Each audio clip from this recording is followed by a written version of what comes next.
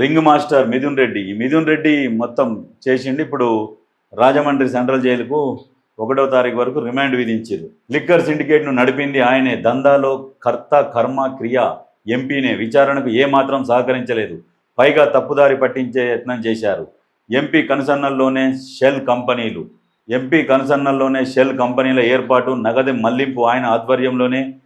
Syndicate నుంచి PLR project సొమ్ము, నాటి సీఎంకు చేరిన నిధులు లెక్క తేల్చాల్సిందే. రిమాండ్ రిపోర్టులో కీలక అంశాలు. కస్టడీకి వినతి. మిథున్ రెడ్డిని జైలుకు పంపించిర్రు. అంటే ఈ రకంగా దోసుకుంటే మరి ప్రభుత్వం ఏం చేస్తుంది? నిద్రపోదు కదా, చెయ్యాలి కదా, తప్పదు. అదే ముందుకు కొత్త పేర్లు, నిబంధనలకు విరుద్ధంగా పేర్లు మార్చి దోపిడీ, ఒకే విధంగా పలికే నూతన బ్రాండ్లు సృష్టి, ఒక్కో కేసుపై రూపాయలు 1000కి పైగా ధర పెంపు.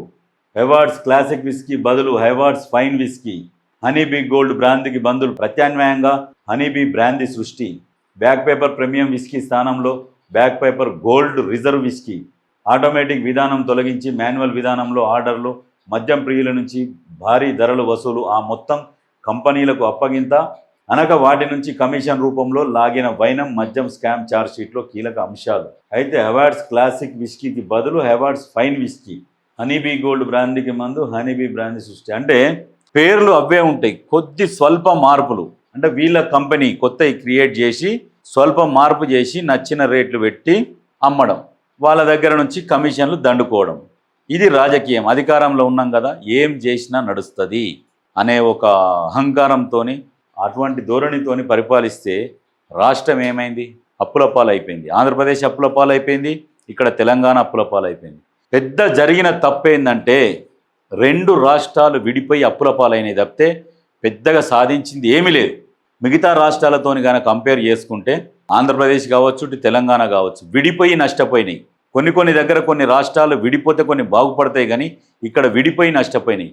ఒక కుటుంబం స్వార్థం కోసం తెలంగాణని అనే ఉద్యమం లేవనెత్తి తెలంగాణ ఏర్పాటైన తెలంగాణ కూడా అభివృద్ధి చెందలేకపోయింది. అప్పుల పాలైపోయింది తెలంగాణ. ప్రతి దగ్గర పోయి చేయి దాచే పరిస్థితి వచ్చింది తెలంగాణ. అక్కడ ఆంధ్రప్రదేశ్ పరిస్థితి కూడా అప్పుల పాలై చేయి దాచే పరిస్థితి వచ్చింది.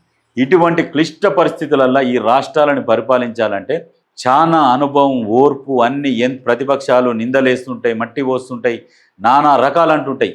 ఇదేమైంది, అదేమైంది, వాళ్ళకి ఇది ఇస్తలేవు, వాళ్ళకి అది ఇస్తలేవు అని.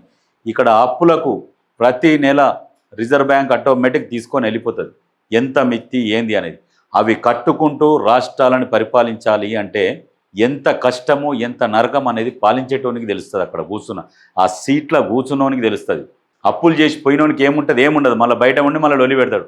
వీళ్ళకి ఇది ఇవ్వాలి, వాళ్ళకి అది ఇవ్వాలి, దీనికి ఇది చేయి, దానికి అది చేయి, ఇవి మంచి పనులు చేయబోతే వాటిని అడ్డుకునుడు.